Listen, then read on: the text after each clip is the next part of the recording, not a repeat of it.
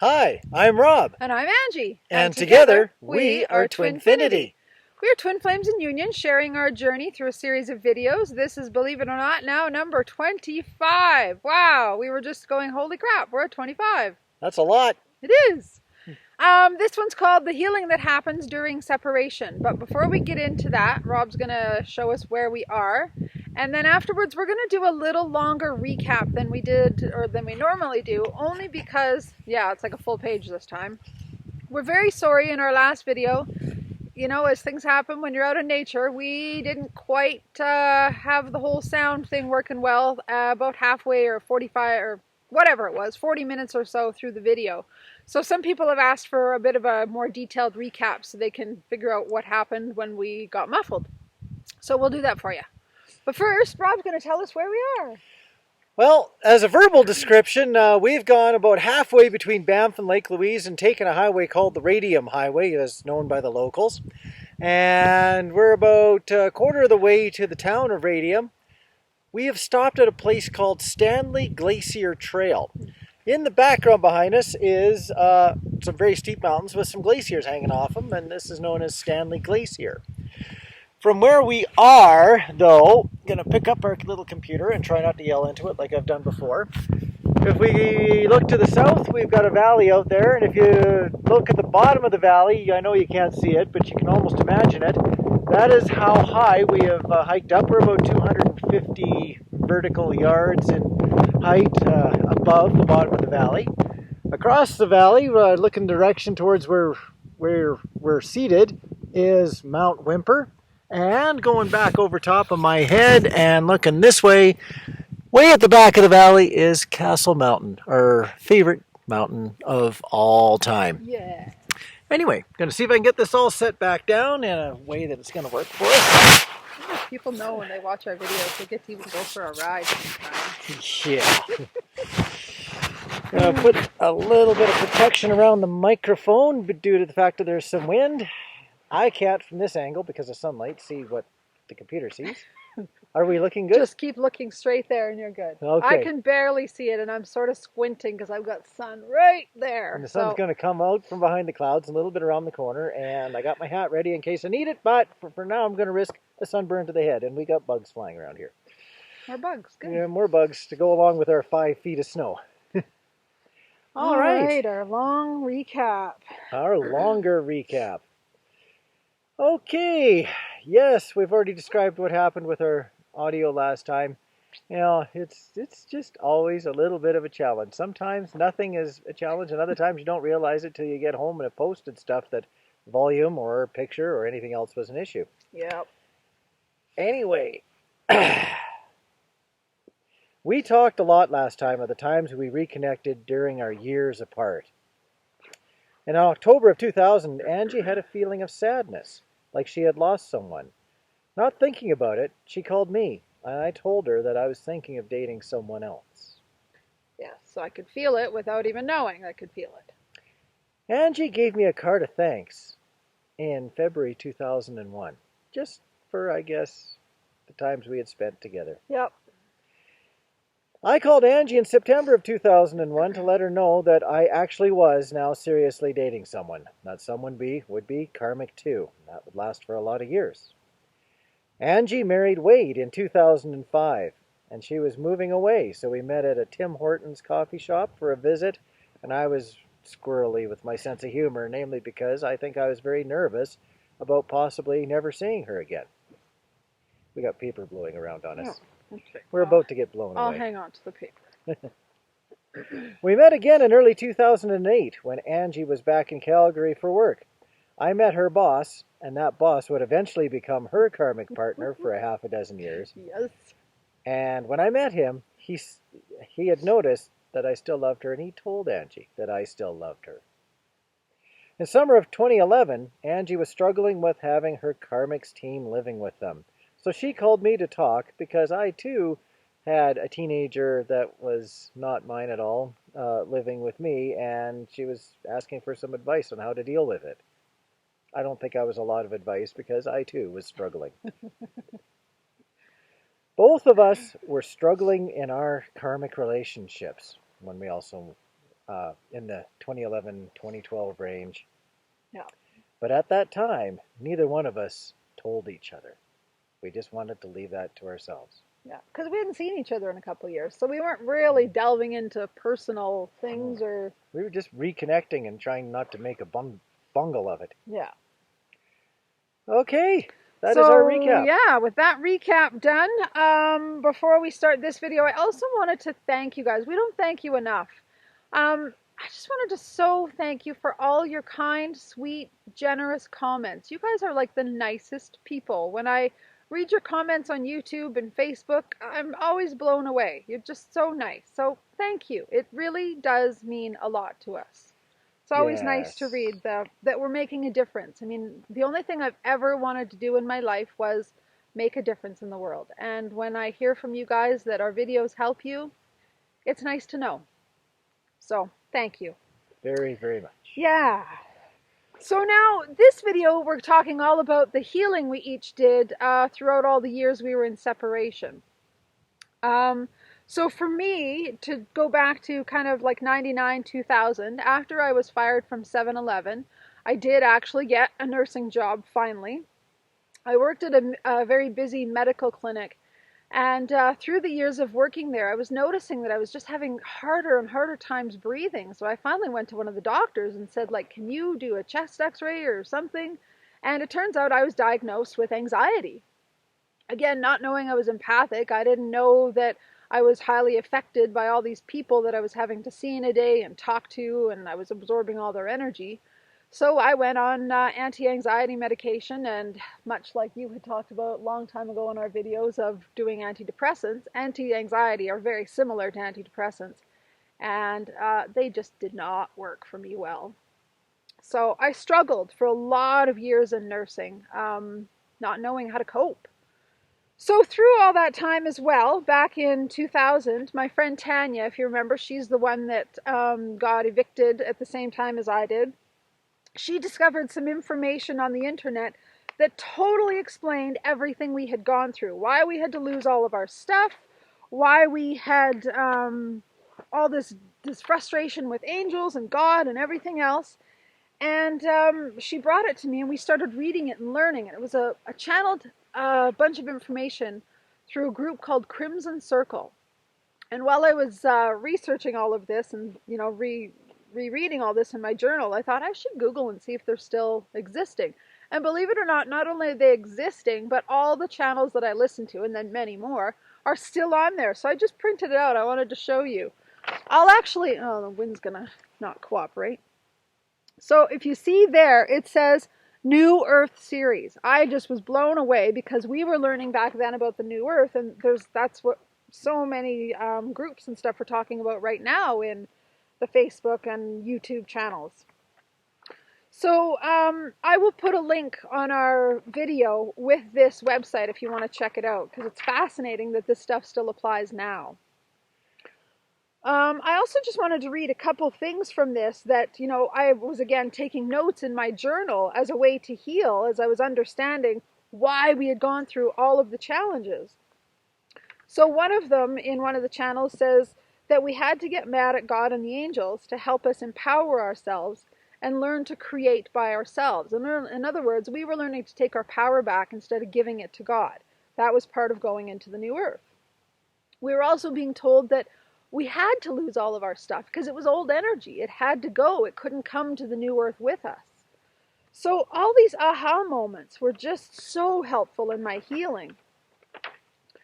One of the things that says is, in the new energy, all things will come from within. So, again, why do I talk about go within all the time? Because it was told to me constantly. And it works. And it does work, that's right. So, I don't think there's anything else I wanted to say on that. You can, you know, feel free, as I say, I'll put the link, and then you can check that out in more detail if you like. But that was very healing for me. While going through that, all the channels that we were reading, a lot of them were talking about, you know, releasing the ego. Again, part of what we have to do on this path. So I decided, in January of 2002 to have a conversation in my journal between my ego and my soul. And I'm going to share just a little bit of it with you, just so you can understand, again, another piece of how I did some work in healing. So I said, okay, my dear lovely ego, it is time for our chat. First, before I let you have the floor, I'd just like to say thank you. Thank you for where you've taken me and for all the years of protection, guiding against all the pain. Thank you for the protective walls. They've served us well. But now we don't need them because we're moving into a new earth, and the past is the past. We've ascended into another life, and things are different now. So your job is done, and you can relax now. So then my ego, I said, okay, so I shall let you have the floor now, ego. And this may sound nuts, but it may not. I've actually recommended this as a healing tool for some other people who message me. Great way to find out where you're at. Literally have a conversation between your soul and your ego. So then my ego said, I'm scared. I put up walls to protect you, me, and all parts of us. It freaks me out completely when you see Rob and you ignore me. You ignore my warnings and flags and chatter. I'm not chattering to bug you, but to remind you to stay with where you are in the safe haven. I've spent many years building this fortress, not for you, not for me, but for you, to keep you safe from the world, and mostly to stay within the fortress. I'm tired of protecting you. My job is not easy, you know, and if you'd just stay within the walls, I would not have to work so hard. So it was interesting. I was actually learning from my ego that it wasn't something I needed to squash or kill or anything like that. I really needed to give it a voice and honor that side of me and understand that it had a purpose. To let go of your ego. Some people think when they hear the term let go of ego, that means that they must abandon your ego. When it comes to letting go of ego, what it means is letting go of the need for ego to always have to keep walls up to protect you. Yeah. You know, work with your ego. Know when it's trying to be dominant and unhealthily dominant. Know when it actually needs to step in place and keep things possibly even grounded. But also, don't be afraid to let it step back and then experience all the things that happen outside of ego. Yeah. It's a balance. Just like just about everything else that we run across, it ends up being another balance. That's excellent. Yes. So true. So I said, wow, you've had lots to say, and I'm sorry I've not listened sooner and more often. Can I now let the other half of me speak? Our soul, our higher self? And the ego said, okay, fine. That's how an ego would say it. Sure. So then my soul said, okay, Mr. Ego, you keep saying you're tired. Then rest. Let me take over. It may have a very different approach, or I may have a very different approach than you on how to go through life, but I can still get us through in one piece. You've done a splendid job thus far. You've taken us far and kept us safe. However, safety we do not so much need anymore. We're strong in ourselves, and we know who we are, and we can protect ourselves without the walls and the fortress now. Remember, if you will, that the game we are playing, called the game of life, is just that, a game. It's not even real. So it's an illusion, and it's but an illusion of the real life and purpose. We've played the game well until now by your rules, but the game is changing, and therefore it's time for us to change and play by the new rules. That means no more walls, no more controlling, as controlling is another form of walls and protection. We can now be who we really are and show our real self without the walls. It's time to take down the barriers and show our true selves, because our true self will teach and heal. You can now take that much needed and much deserved nap, dear ego. Much love. So what a beautiful, peaceful conversation of honoring the different sides of me and what they needed. Fun, neat way to heal. You know about the walls of behavior. I'm going to misbehave slightly. Okay. So life isn't real? It just doesn't even really exist? It's just a perception to us? Well, this is all the illusion. Like if I threw a snowball at you right now, you'd not feel it? Not my soul, my body would. Your body would. Okay, I get it. You're a brat. Oh. Well, if I had way too many walls up, I wouldn't be afraid to say that. That's true. In front of the general public. That's true. She has to live with this all the time. Sadly, yeah. Me twisting around various little realities, but sometimes it creates lots of very good conversation. All of a sudden, something I say or that she adds on to with takes us off on a whole tangent, yes. and we end up on tangents. We'll end up talking about things that we would have never ever talked about before. Yep. So that's what happens when you break down walls, when you take away some rigidity from around yourself, either your spiritual self or your ego self, is it opens up opportunities for discussion if you have others, or just learning if you're by yourself, just experiencing. True. So, of course, there's other healing things I did throughout all that time, but another thing I did, and this was in, I have the date somewhere, I'll find it, 2003, I think. I was struggling with weight because, again, being a nurse, being an empath, we put weight on as a way to protect ourselves if we don't have other better coping tools. So I was struggling with weight and decided to take a course called Peak Performance. It was not only just about losing weight, it was a whole course in health and life and other things. So I'll just show you. This was, I keep forgetting we got wind. This was the front cover of the course, and it was a 13-week course, and it had different things about it. It had nutrition, glycemic control, macrovision, alkaline foods, power words, meditation, rhythm, advanced training, prevention, creation, commitment, and then the last one was summit. It was a really good course. I learned so much from that and really enjoyed it. But I didn't lose a single pound of weight. So it was discouraging to me on that end of things. The nice thing also about that course is I learnt, or not learnt, but I met some wonderful friends, including the person that created the whole thing. And she became a dear friend of mine who I'm still connected with. So I'm very grateful that I learned a lot in the course, and even though it didn't solve what I was initially going for, I got a lot of other things out of it. So again, more positive healing. So of course, because I was still struggling with weight, I tried something else. I now went to see a lady that did hypnosis for weight loss and smoking and all sorts of different things. And she had me, what she did is she made me a tape that I had to listen to every night before going to bed, about, the body that I wanted to create, basically helping me get into the subconscious mind, all of the thoughts that I wanted so I could reprogram my mind. Oddly enough, we'll share this in more depth later, this is exactly what I ended up getting into with Regan when I changed jobs in 2007. So amazing how things kind of flow. But one of the things that I was also being guided to do was tell myself every day, I love my body, I love, all parts of me. And I was also doing the work with Louise Hay in her book. So this is, again, just a piece of my journal. I don't know how well you can see that, but I mentioned Louise Hay in there, and then I'm talking about, I love my body, I love my body. I just wrote that over and over again. Again, got no results from that at all. So this same lady suggested, why don't we do past life regression? Maybe it's a past life thing that your weight issue is about.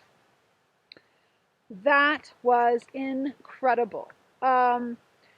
What she did is, or I shouldn't say she, how the soul works when you do past life regression is you can your soul will either take you to just one main life, or it might take you through a couple lives in order to see what it is that the issue is or what you're struggling with.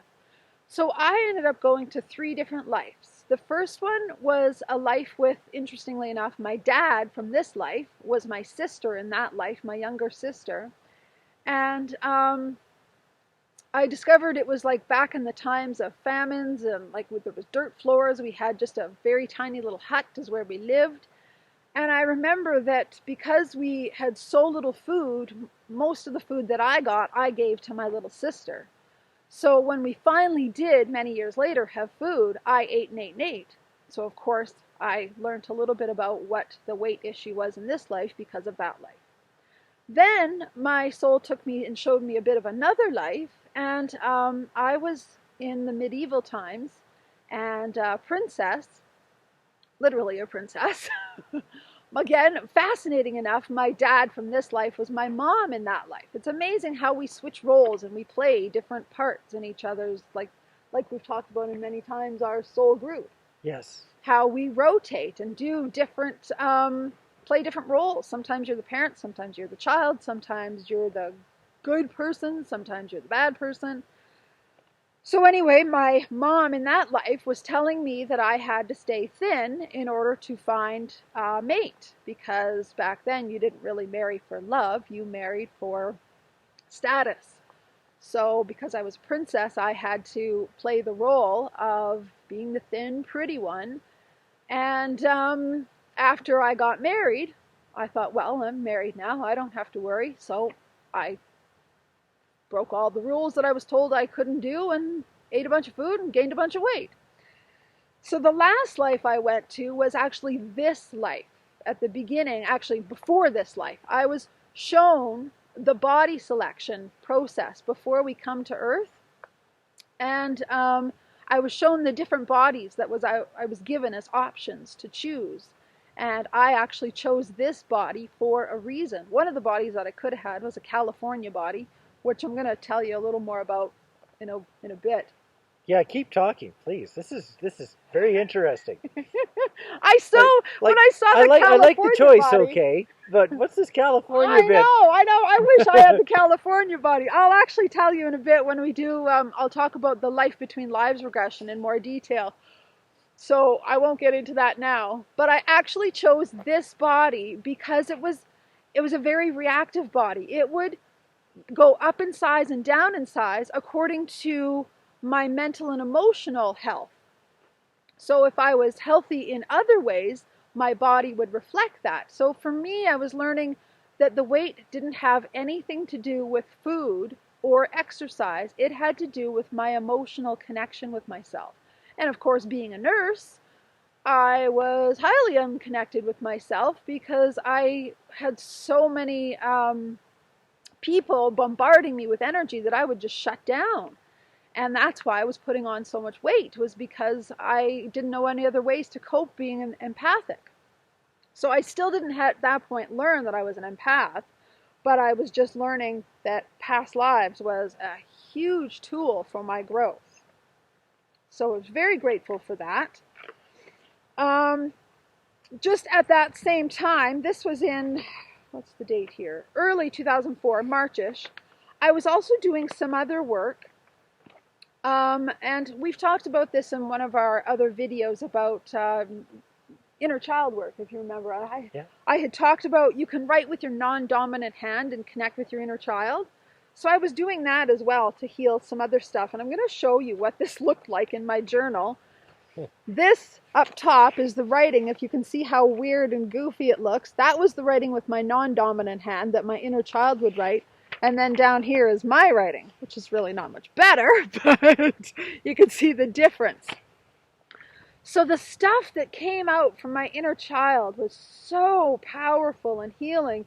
I was working on healing stuff with my dad, interestingly enough, from my very, very young childhood. So another powerful way to heal is just writing non-dominant versus dominant hand. Then I was also doing some work with a book called Codependency. I think it's actually, what's the full name of it? Codependency No More, 12-step program. So I was learning that I was codependent, which also meant that I was a controller because I needed to control everything that happened around me in order to keep myself safe.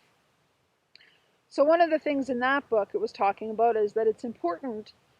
If it's important to you, then it's all the more important reason to detach. So isn't that interesting? Here as twin flames, we're all grappling with holding on to our twin flame going, no, you can't leave. No.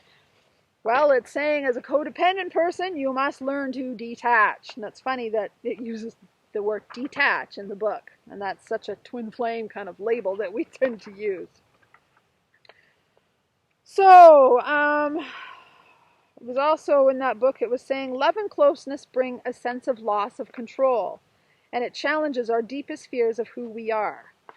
So I was learning that if I wanted to be close to people and actually be emotionally intimate, I had to learn to stop controlling things, and I had to take down walls, much like my ego had built for many, many years. So huge amounts of healing already, and we're only in 2004. So now back to our hypnosis stuff. The lady that I had done the past life regression stuff, she had a friend that did what's called life between lives regressions, which we've talked about in our last video, or I think the video before, whichever one it was. So I'm going to tell more about that. She suggested, hey, since you got so much out of the past life regression, why don't you do a life between lives regression with this guy? He's coming to town. And I was like, sure. So that was an incredibly impactful experience for me. And I wanted to read you some of the things that came out of that. One of them was, what he did is he regressed me back through my last life. And my last life, I learned that I was a native girl who had much of the same of the challenges that I had to pick in this life because I didn't accomplish what I needed to in that life. So I grew up in an abusive home, again, sexually abused. I also had alcoholism in that life, though, which I don't at all have in this life. But I finally I was only, I think, 14, and I couldn't handle it anymore. So I took a bunch of pills and alcohol and killed myself. Suicide was very common for me in my past lives because I am the type of soul that's very eager, wants to learn as much as I can in one life, but then when you come down here, you forget how different it is. When you're in spirit, you think everything's like, oh, I can do that. I can take that challenge on. I'm not so good at that. It's a lot harder in these lives that Yeah, it is. So anyway, I had learnt that I committed suicide in that life, and then what happened is I was regressed back to spirit world before I came to this life. And so I was learning all these things about who I really was as a spirit and soul rather than just this human body. So one of the things this guy that was regressing me asked is, what do you look like? And I said, I have pastel colors all over my energy. I have purple and blue and green, yellow, and it's all very swirly and mingled together, yet separate. Now remember that, because in a couple videos from now, I'm going to tell you something that is exactly this, but I had forgotten about this completely, and also had another experience where I described my soul looking very much like this. So amazing how, like people say, you can't make this stuff up. It's just amazing. And I said, my energy goes much brighter when I turn to look at the flowers in the garden. One of my favorite places in spirit world, I've come to learn, is out in the garden. The roses are amazing. They like emit music. It's hard to even explain in words, but it's exquisite. So let me read you a couple other things. What I did, this was actually all recorded, and a couple years ago when I discovered that Rob and I were twin flames, and I was reading through my journals, I actually found the tape of this, and I was inspired to transcribe it all. And amazing, again, like our soul is so aware and wise. Little did I know I'd be transcribing it so I could share information with you, because if it was on a tape, I would have just listened to the tape and then put it away again and forgotten about it. But I literally wrote out everything. I would pause the tape, write more, pause the tape again, write more. It was a lot of work, but I'm so glad I did it now. So one of the things that I was guided to do for this whole session was to come with questions. So one of the questions I had was, what was my soul purpose? And I was told to heal through love. I said, the guy that I'm with, who was my guide, is drawing me a picture that I don't quite get, but he's showing me there's two people in an office, me and a client, and all the different ways that I can help them heal and grow. And it was more through love than what I said or what I did. It was the energy between us that made the difference. Then I also wanted to know, what's my greatest lesson in this life? Fascinating. To slow down. In other words, I'm not just eager as a soul, I'm eager as a person.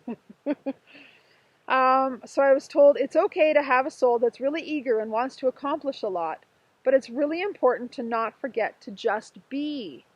Because I'm a doer. I'm all about making lists and tasks and let's go, go, go. So I was told you need to learn to stop. You need to learn to play. That will help you a great deal. Fascinating stuff to learn about myself. Then I asked more about the weight and what the struggle has been with that.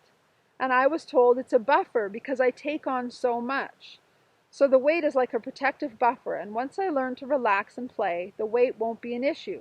The more serious I am and the less I play, the more weight I put on. So another aha moment. Just amazing things coming out of this session. Then I also asked, why all the Robs? And I was told that in every life I get so caught up and forget, because, I had 4 of you. Yeah.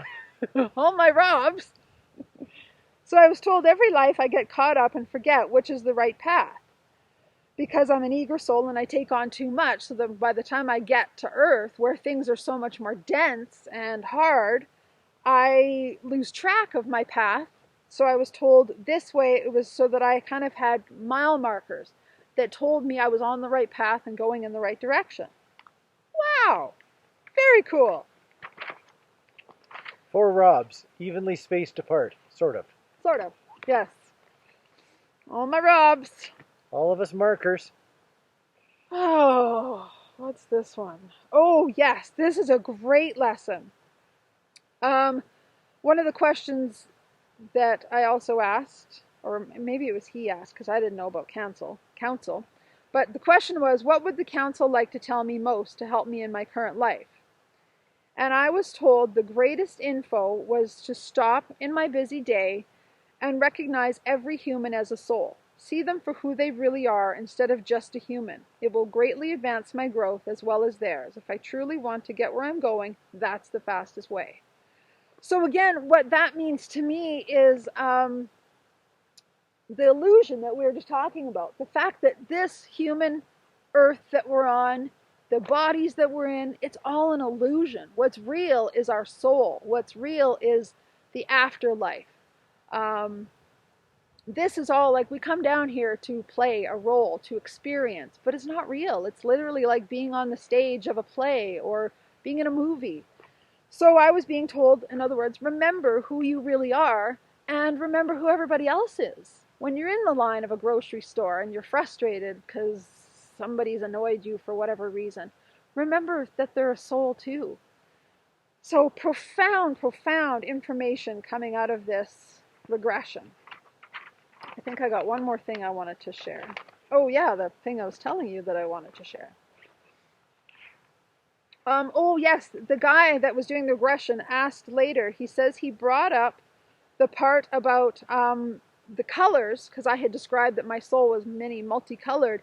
He said that indicates a soul that has lived on other planets. And I thought I'd share this because, quite frankly, most of us have twin flames. If you haven't discovered that about yourself yet, most of us are from other times and other planets. Atlantis, Lemuria, Palladian, all sorts of different places. Syrian. Yes, because that's you. Yeah. I'm Palladian, he's Syrian. So yeah, it was fascinating learning about the fact of other planets, and he was asking me if I could retrieve any information from another planet, or if I remembered any significant lives in other worlds.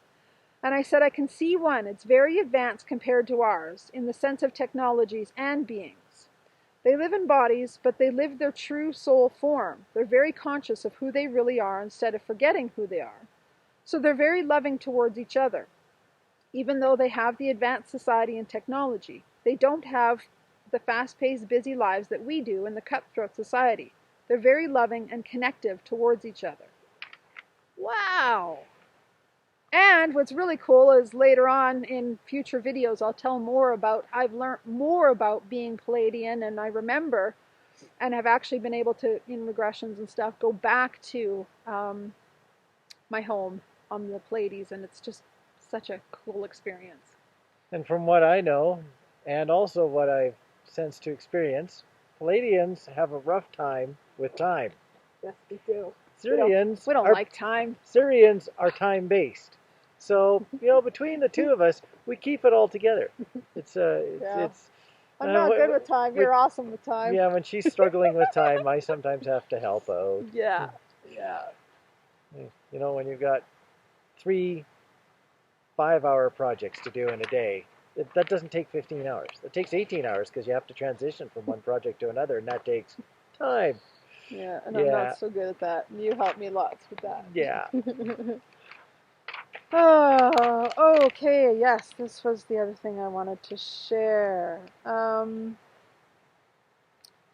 We were talking now, I didn't know then it was about the new earth, but it makes total sense now. He was asking about my body and, the body that I had chose. So how it worked is I was seeing like this kind of room where you could see all the different bodies, and our guides kind of pick bodies that will serve us best for whatever goal we're trying to go for in that life. So I was shown 3 different bodies. One was the beach body, Californian beach body. And what that one would have taught me is that even with all these men ogling over me and, tripping as they're walking down the beach because, like, they see this beautiful blonde body and bombshell, is that I'm so much more than that. They don't maybe see that in me, but I know I'm way more than just this pretty body, that I have a mind and I have a soul. So it was to remind me who I really was. The other one that I could have picked was this big burly guy in almost like a sumo wrestler kind of a body, like a huge body. And that one was to again remind me that it's just an outer shell. It's not who I really am. But I chose this body for the reason of it teaching me that it would change size as I was changing emotionally. So the more healthy I was in my emotions and more balanced I was, the more balanced my body would be. I was even shown that my body would be healthier and a better size in my 40s than it would be in my 20s. And I was even saying, I just see it when I'm old, like in my 80s, yet I look fabulous. I still look quite young and my body is quite healthy. So that is one of the things of the New Earth. If you've been reading about all the stuff of New Earth and stuff, is we will age either backwards or we just won't age. We'll stay a young, healthy age. Here it is in a regression I did in 2004. So much healing came out of that. I was hugely, hugely grateful for that. That was one of the best things I ever did for healing. This is going to come around again, but in the realm of learning from others, there is so much that I could say about the past 5 minutes of what she said. But I have learned that as a guy, in this kind of a conversation, you say nothing. You just want the beach blonde. No, You're so stuck on the California girl. I say nothing. I say nothing. I was way taller in that body too. I know. Looking back now, I'm like, damn, I want that body. All right, I'll carry on. Another thing I did in November of 2004, you can see 2004 was a huge healing year for me. This was the year that I was really accepting that Rob and I were not meant to be together. Again, that's one of the things that came out of the Life Between Lives regression, was him saying, no, this was not meant to be a forever thing between us in this lifetime. Whatever the definition of a lifetime is. Exactly, which we talked about in the last video. Yeah. So I was just doing all this work because I had so much issues coming up. And again, because I'm an eager soul, anytime something comes up, I face it. I do not run from stuff. It's just like, okay, what do I got to do now? What course, class, counselor, regression therapist, Reiki therapist, whatever do I got to go see now? Because if it's here for a reason. So another thing I did was this. It was a weekend workshop. I'll just let you read that. And some of the neat things that came out of that was an enneagram, which if you don't know anything about, it's just 9 different levels and personalities. So you can learn about yourself in different ways. I love personality tests and all those things. It's so fun to discover all these different ways of learning. Another one was doing a values thing. And I'll just show you the thing he had us do was, we had a lot of work. Sorry, I'm covering you up and all that. That's okay. It was a lot of work to figure out what our values were and what our core value was. And it's neat to see that even back in 2004, my core value was love. Kind of cool. Another exercise we did throughout the weekend workshop was we had to stand up in front of the entire group and somebody would say, "Who are you?" And you had to say something. And they would just keep saying, "Who are you? Who are you? Who are you?" And the whole point of it was to really get us to recognize who we are past, again, our human self, past the shell of a body we are.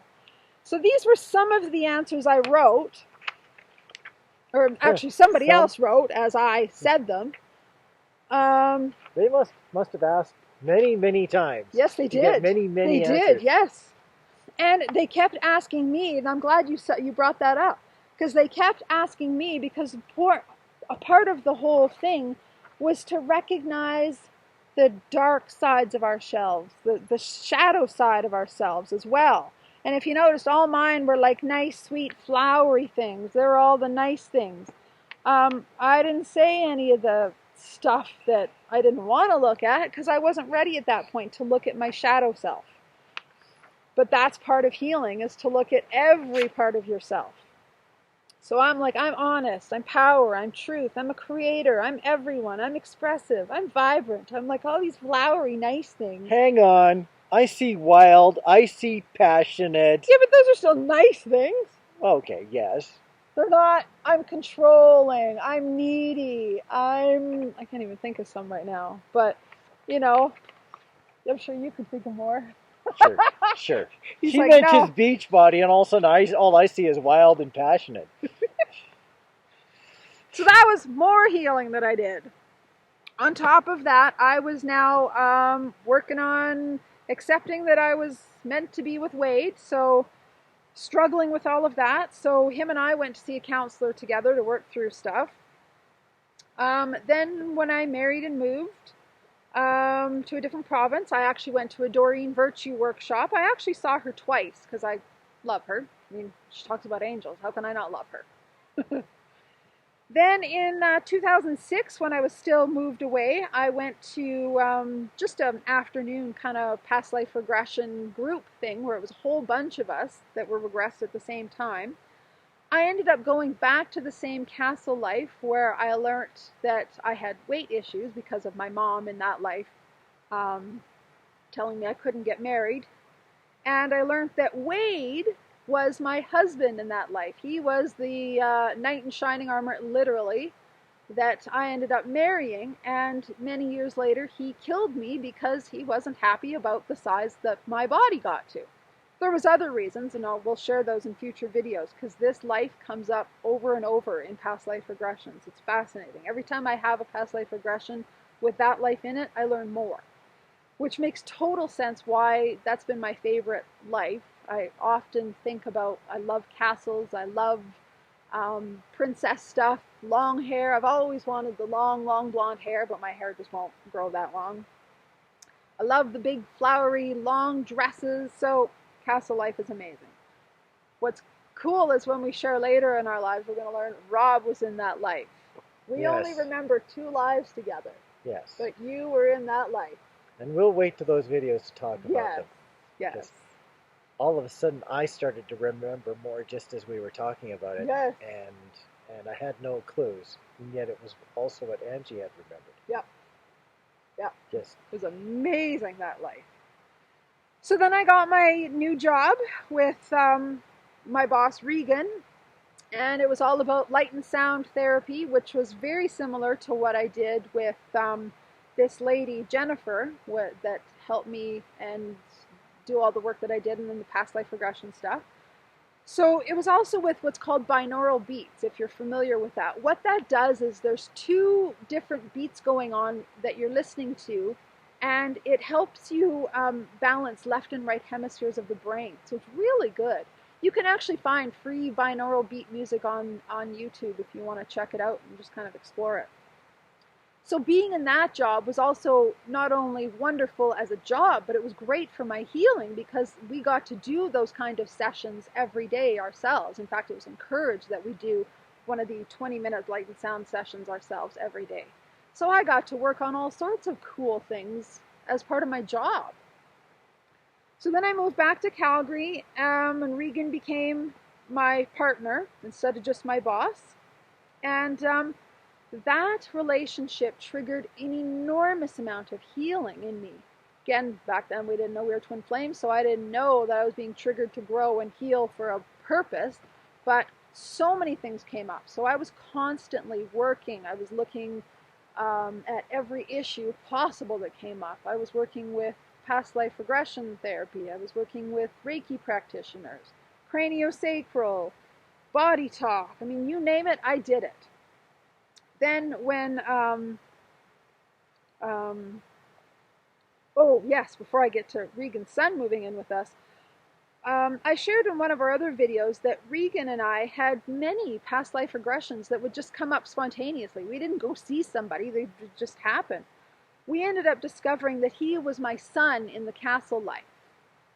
And I loved him so much more than I loved my husband because I didn't marry Wade in that life, in the castle life, for love. I married because that's what you did. You married the one that had the right status towards you.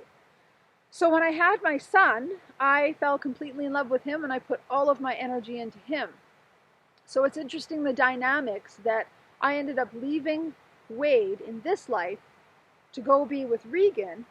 And yet there was so much healing that happened through all of that because of a past life, because in the past life, Wade was my husband, and he killed both Regan and I because he was jealous of our love. So we had to now kind of go through all those dynamics again, and for him to accept that we had to have this love. It was part of our journey, and he was not allowed to interfere with it. Just, I tell you, the stuff that comes out of past life regression, fascinating. At least it was for me. Or if you're not paying attention, it's very, very, very confusing. Yeah, because all these people. Then now, they're back then, forward now, go to here and this and back. Totally. Yeah. My dad in this life was my mom in that life. My husband in this life was my husband in that life. And I know, it's very confusing. Can I have a chart, please? I would love to make one sometime. Seriously, that'd be fun. Then as we were sharing in our last video, if you remember, Regan's son came to live with us for 6 months, and that was incredibly hard on me. Again, I learned so much out of that.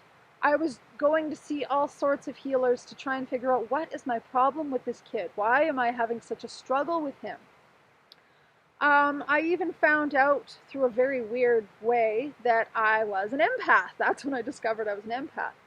I was waking up hateful every morning to the point of wanting to kill. Like I was visualizing myself killing people as I was waking up, and I then come to full awakeness and go, what the heck is wrong with me? Regan and I ended up going on a holiday, and of course his son stayed home. And day by day, I was feeling better and better and better. And by the end of the holiday, I was no longer having any of these feelings of killing somebody and waking up with all this anger. And we get home, and it all starts coming back again. We're home from holidays maybe a week, and I get this thing in my email going, are you an empath? And it lists all these things, and I'm like, oh my God, that's describing exactly everything that I've been experiencing. So, of course, what do? I go to another workshop. Let's learn about what an empath is and how to heal being an empath. So, that's what this one is. That was that workshop. I learned so much in that. And honestly, it transformed my life because when you learn that you're an empath, you learn how to cope. You learn how to manage your energy in way better ways. I started meditating twice a day, clearing my energy, clearing my chakras, grounding, and wouldn't you know it, all the anxiety that I used to struggle with, and of course was still struggling with, went away. I do not suffer from anxiety at all anymore because meditation made the hugest difference. And of course, you know, clearing your energy, knowing you're an empath, you know how to manage it. Fascinating. So that helped with some of the stuff with Regan's son living with us, but still I couldn't stand the kid. And I'm like, what is my problem? I'm not a hateful person. So at the time, I was also taking a past life regression course. I was learning to be a past life regression therapist because, as you've heard from my healing story, past life regression has been amazingly healing for me. And since Regan and I were having these spontaneous memories of past lives, I wanted to help other people with past life regression. So as part of the course, I got to have a regression on myself. And wouldn't you know it, the soul is so brilliant. I got to experience a regression where I was able to heal the stuff with Regan's son.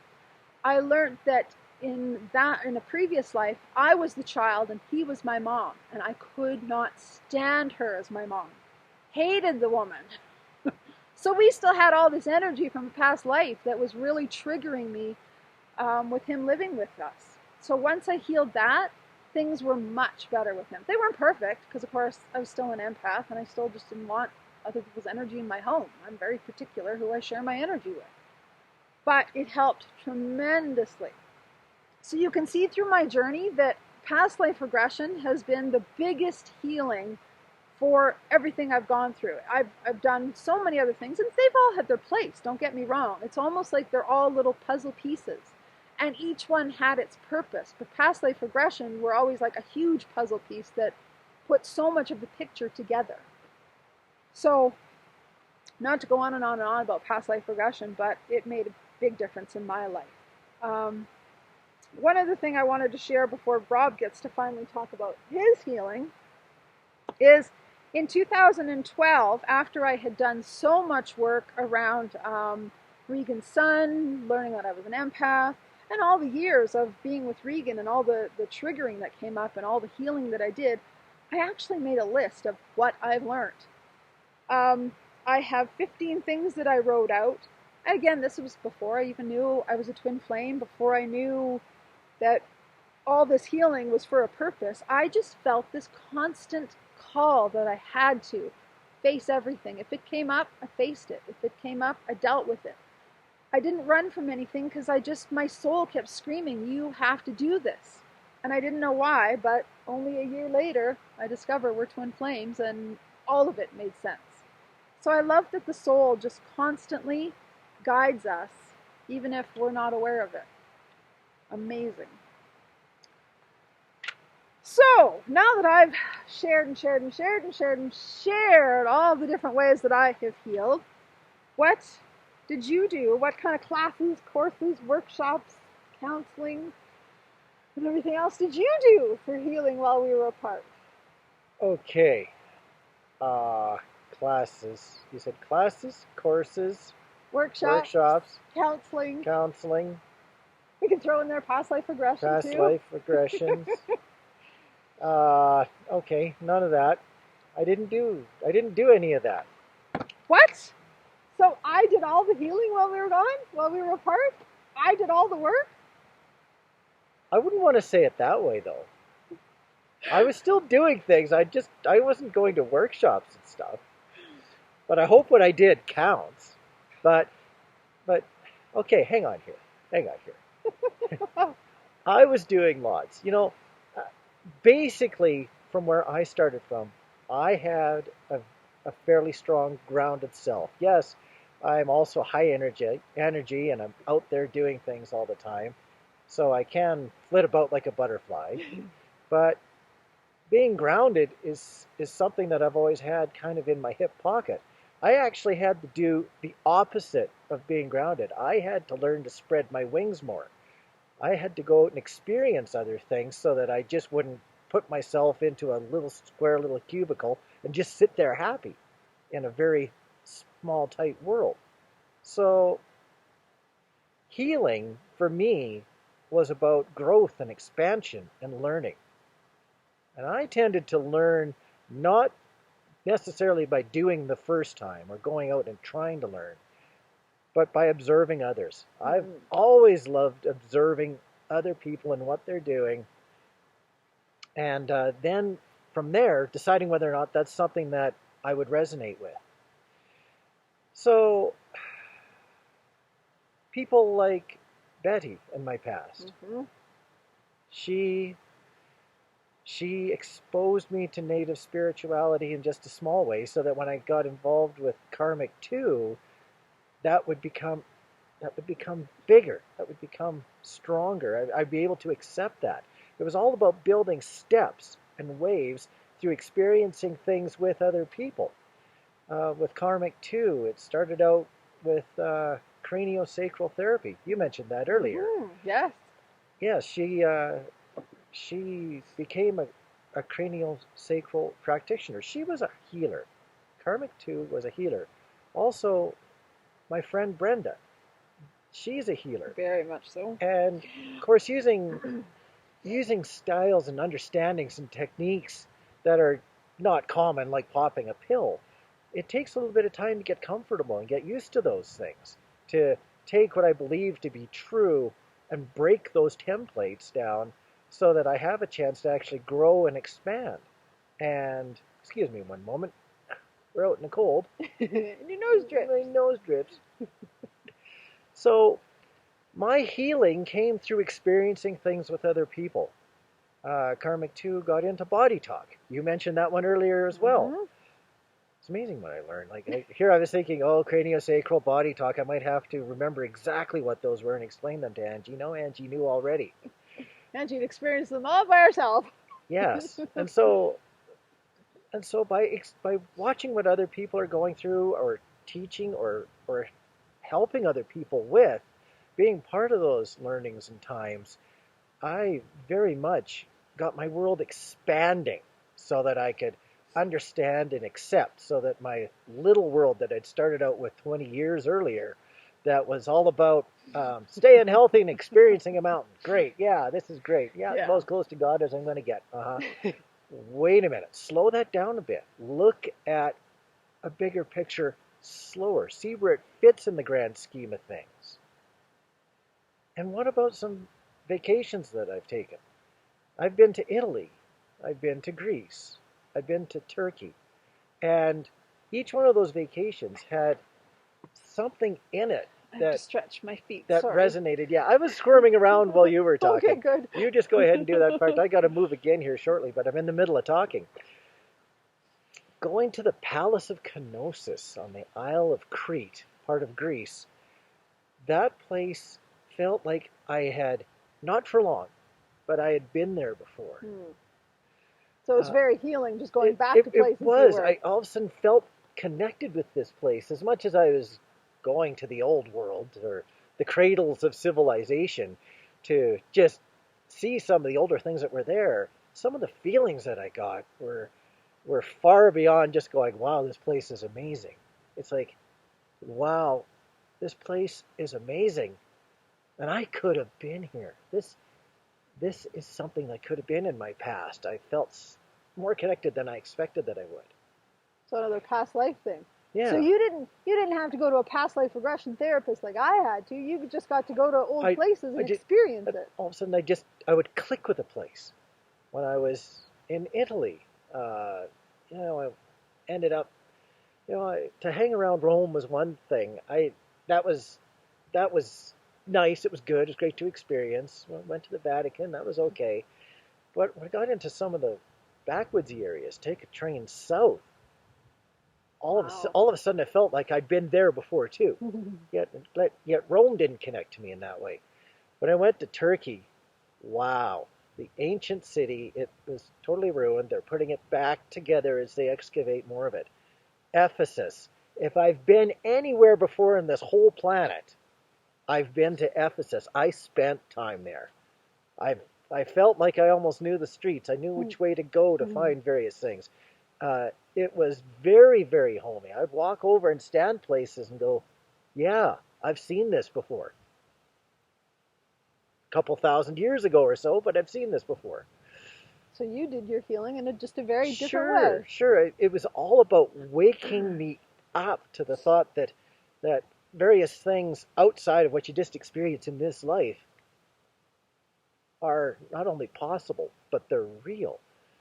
And so the healing that I did allowed me to relate more to Angie as she was coming back into my life. Mm-hmm. A bunch of things that used to freak me out, or I'd have to file away under, okay, that's her stuff, never my stuff. Or a whack job. Okay, maybe a little bit of whack job, but still a very likable whack job.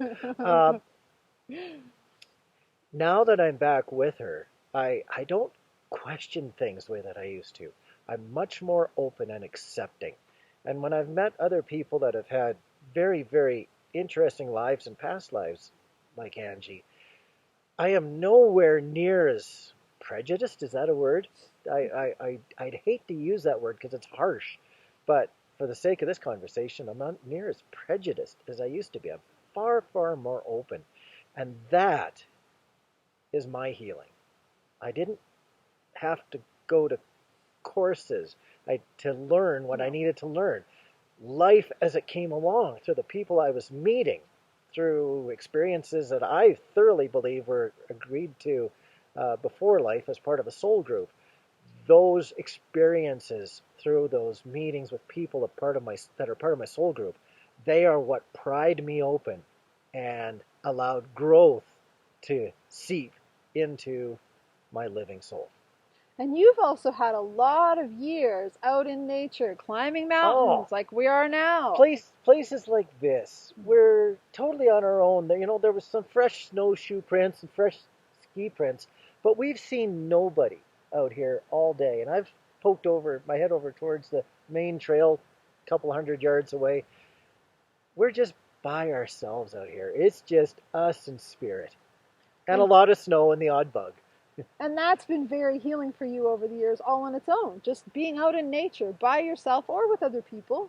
It is, as much as I've always prided myself in being fairly grounded, to come out here and experience becoming more humble in the realm of the world. Like, we are surrounded by millions of tons of rocks that have all been thrust up by the earth in this particular area. And I am fortunate to be able to stand among these giants, right now kneel among these giants. And the humbleness that comes from that it allows a person to understand where they are in this life. But also, we are able to be here because this part of the world is sharing with us. It's allowing us to get here. I've climbed some mountains where I've got halfway up them, and a storm would roll in, or the mountain would chuck a couple of rocks down at me. That's time to turn around and go. I am not supposed to be there. Today we're here on this nice little plateau, little knoll with some sunshine. We are being allowed to be here and allowed to connect with nature, and this type of growth is what has come out of just coming out to the mountains and conquering a trail or getting to the top of a mountain. It has grown from that 20, 22, 24 years ago, long before I met Angie, to being almost always a thankfulness to soul, a thankfulness to spirit for being allowed to share everything that spirit has. Yeah. So the point of our little dramatization a little earlier was just to get across that first of all, we understand when one of you is doing all the work, the kind of stuff that I've done, and then you're looking at your twin going, but they're not doing any of that. So I'm the one doing all the work in this journey. Like, what the hell are they doing? Are you sure that that's the way it is? Exactly. That's the point we want to make. Everybody heals in their own way, and just because your twin's not healing in the way you think they should, or in the way that you're healing, doesn't mean they're not healing. Doesn't mean they're not doing their work. Someone else like myself might be saying, why don't you just go out and just experience things and learn? Exactly. Why do you got to take all these courses? Exactly. What are other people going to teach you when you can go out and spend all your time with spirit out in nature, as an example? You can question whether someone's learning or not, or question how they're learning or not. Yeah.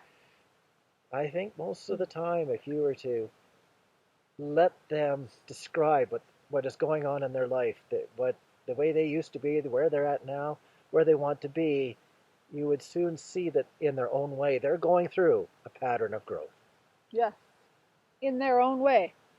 And that's part of the point of this video, is to just help you remember that we all heal differently, and just honor your twins' journey, and know that just because their journey isn't yours, it doesn't mean it's not right. It doesn't mean they're not doing the work. But I do know, and I understand where you're coming from, because in our next video, we're going to talk about how I discovered that we are twin flames. And when I started discovering and reading all of the information and all of the stages you go through and all the healing you have to do, I was pissed. I'm sorry to be blunt, but I was so angry that I've been the one doing all of this work, and he's going out in the mountains and having great times with friends and hiking and biking and traveling halfway around the world, big vacations. And I was so mad. But then, we come together, we talk, and then that's the other thing. When you come into union and you realize you've done different healing work, you realize it doesn't matter, because we couldn't come into union if he hadn't healed or I hadn't healed. Just because we did it differently, it doesn't matter. The fact is, we both did the work required. In a lot of cases, there's very little difference between healing and growth. Yep. It's all going towards a mean of greater purpose. And it also depends on your other lives, like we were sharing. I've ditched out on a lot of lives, so I've had a lot more work to do, per se. He's been able to go have the fun life because he actually completed his lives, and I didn't. So this was the lifetime of, okay, whatever you missed in all the other lives, you got to get it now. So if you got a lot of work to do, suck it up, Buttercup. Just do the work, get going. Sure. And that's why it was like, okay, I just faced everything that came up. So just honor the journey. Yours, your twins, let it be what it is. Don't force healing for yourself, but allow it when it comes. Don't run from it. Excuse me, folks. And on that note, I wanted to also say that a couple things. We have been asked by people if we do coaching, if we do healing work. We can do all of that, absolutely. After you've heard from our healing journey, we certainly have all those abilities. But we're not feeling called to right now. Not at all. We both still have full-time jobs. We have other commitments. So we got enough on our plate. This is plenty enough for us right now. It may be something in the future that we get heavily involved with, or moderately involved with, or stay lightly involved with. I couldn't see not being involved with it at all. No. But because we still do a little bit. Once in a while, someone will come to us and ask, and due to the situation, it's something that we feel very much like we want to be part of. But no, we haven't got that deep into it yet, and it might be for the future. Yeah, it might be. But for now, just to let you know, we are not offering any sort of services other than just doing our weekly video to share our story, and we'll go with what we're called to do after that. Whatever it is, we'll do it. If it is helping in that way, we're glad to open up and start offering services. And we do it. We do answer questions now. Oh, for certain, yes. Yes. Yes, we definitely do that. Yeah, we get lots and lots of questions. No, sorry. She gets lots of questions, and once in a while one comes my direction. We get them too. So on the note of healing, if you are looking for people to do some work with, I do have a couple referrals. Yes. In the past life regression area. I can certainly, Reiki and stuff, in my opinion, it's better to find somebody who lives near you and go to, get Reiki specifically. You can do distance Reiki, but I personally, for myself, rather see somebody in person. But past life regression does not have to be done in person. It can easily be done over Skype or, other platforms. So I will put in the link of this video 2 different people. One is the lady that I worked with back in 2004. What's really neat about this lady is I not only connected with her then, but then when I came to Calgary and was working full-time in the business with Regan, met her again through that because she was still also working in hypnotherapy, and what we were doing in that business was basically hypnotherapy. And then, amazingly enough, in 2013, maybe 14, just after I had discovered the whole twin flame concept and that we are twin flames, I found a workshop that was all about soulmates and twin flames, went to that workshop, guess who was there? Yes, this same lady. So I have connected with her 3 times since 2004. I am now hooked up with her on Facebook because why not? We're clearly connected in some way. So I've just before doing this video checked in with her to see if she's still doing her work and if she'd be open to referrals, and she said absolutely. So I'll put a link to her stuff below if you're interested. You can check her out. Also, a dear, dear friend of mine. We have not met yet in person, but we are clearly soul family, soul friends. You know how it is with soul people. You recognize them. You don't have to be in person to recognize them. Connected with her over Facebook and just love her absolutely to bits. Her name is Smita. Some of you might even know her. She is actually a past life regression therapist as well, trained by Brian Weiss himself. And she's excellent at what she does, and she feels strongly called right now that is where she is supposed to be offering her services and very much part of her path. So I will link her information below as well, and if you guys are interested in past life regression, want to do more, or even just ask them questions, feel free to check out their stuff. Again, as for us, down the road, we'll see what we are called to do. If it ends up being, I can certainly offer Reiki, past life regression. I'm a medium. We can definitely do coaching because we've done that many times in our lives. But we'll go with as the Spirit calls us, when it calls us. Until then, we'll just do this. So I think that's enough of a video for this one again. Yeah. We're longer than we always want to be, but this is the way it is. Sorry, guys. So once again, as always, to connect with your twin, go within. We love you guys, and we'll chat in another week. Bye. Bye.